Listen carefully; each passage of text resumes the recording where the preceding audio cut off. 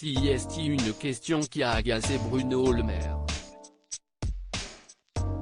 Ce mardi 8 février, Léa Salamé et Nicolas Demorand ont reçu le ministre de l'économie dans la matinale de France Inter. Au cours de l'interview, les journalistes ont souhaité aborder un sujet particulièrement tendu.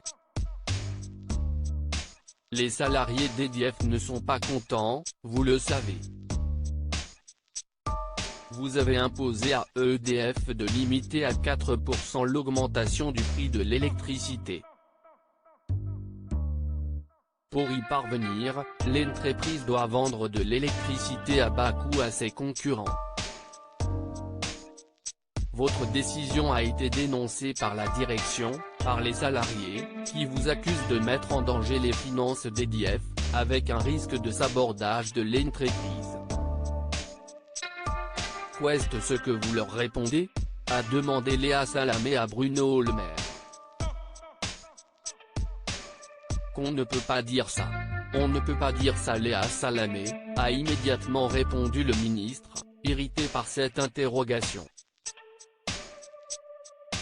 Ce n'est pas moi qui le dis, a rectifié la journaliste.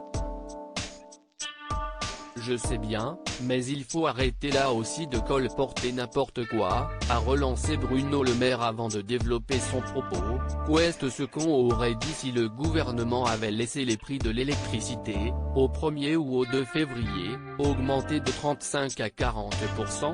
Quel gouvernement aurait accepté que les ménages français voient une augmentation pareille de leurs factures?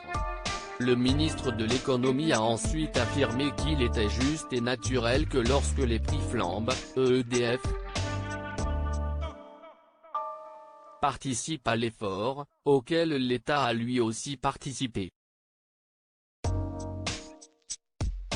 Bruno Le Maire prévoit une baisse de l'inflation pour fin 2022. Interrogé sur l'ampleur de la hausse des taux d'inflation, 2,9% en France, Bruno Le Maire a tenu à rassurer les Français. Il a ainsi précisé qu'il prévoyait une baisse de l'inflation d'ici quelques mois. Nous travaillons sur un scénario principal qui est la baisse de l'inflation à partir de la fin de l'année 2022, a-t-il ainsi assuré sur les ondes. Loading Widget.